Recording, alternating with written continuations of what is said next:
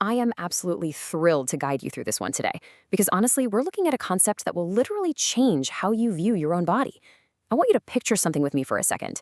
You wake up in the morning, you swing your legs out of bed, and as you stand up, you feel it, that familiar creeping stiffness. Or maybe you drop your keys and just bending down to pick them up suddenly feels like, I don't know, an Olympic-level athletic event. Your balance feels slightly off, you get tired way more easily. And what do we all say in those moments? We sigh and say, well, I guess I'm just getting old. We just accept this exhaustion and stiffness as the inevitable, totally unchangeable reality of aging.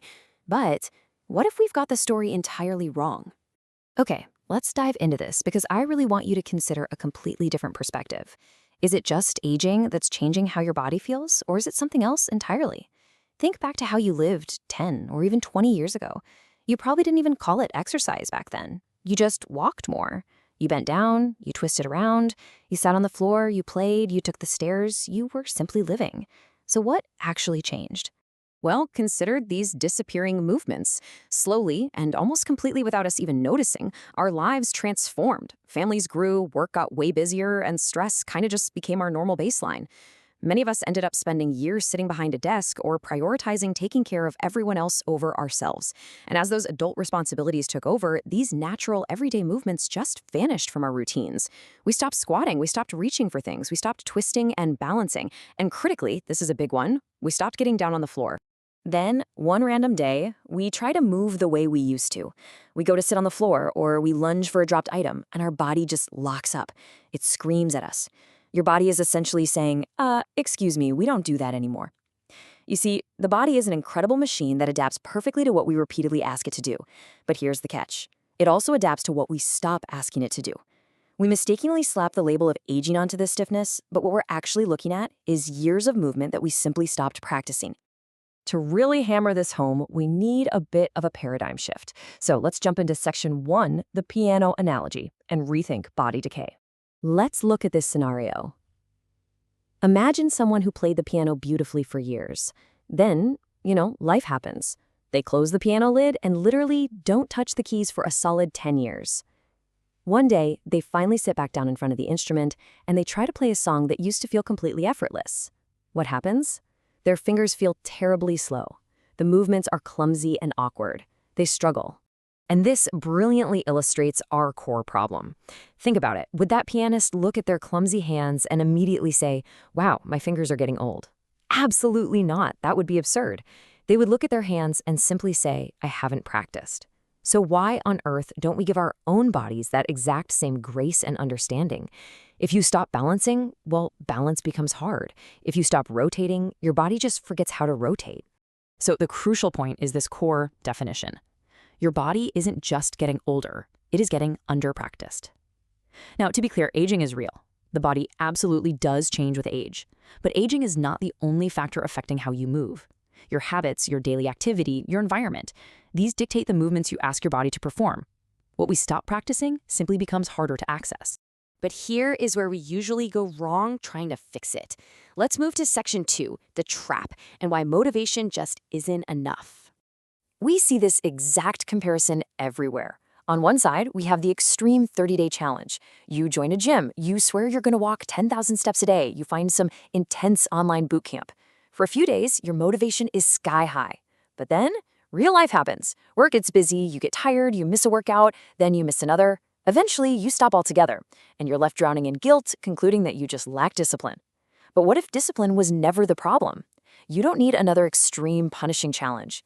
As you can see, what you actually need is grace. You need a practice that you simply know how to return to. Let's look at how this builds into our daily routines. Here's section 3, the toothbrush analogy. Think about brushing your teeth. You would never stand at your bathroom sink, brush your teeth for 3 straight hours on January 1st, and proudly declare, good, I'm done for the month. That makes literally 0 sense. Dental hygiene works because it's a regular, reliable practice. You return to the sink again and again. Heroic, painful, one-off efforts don't work for your teeth, and they for sure do not work for your physical mobility. Your body does not need a heroic, punishing workout followed by 3 weeks of sitting on the couch. What your body is desperate for are these beautifully mundane, regular opportunities to move. Your body just needs to bend, to reach, to rotate and balance, to breathe intentionally. It needs the practice of getting down on the floor and getting back up again. Your body simply needs reminding, again and again and again. Which brings us to Section 4, Redefining Yoga. Now, this is a practice many adults find deeply intimidating, or they just assume it isn't for them. Let's look at this differently. Now, what's really interesting about this is how we need to completely dismantle what we've been sold on our feeds. On one side, we have social media yoga.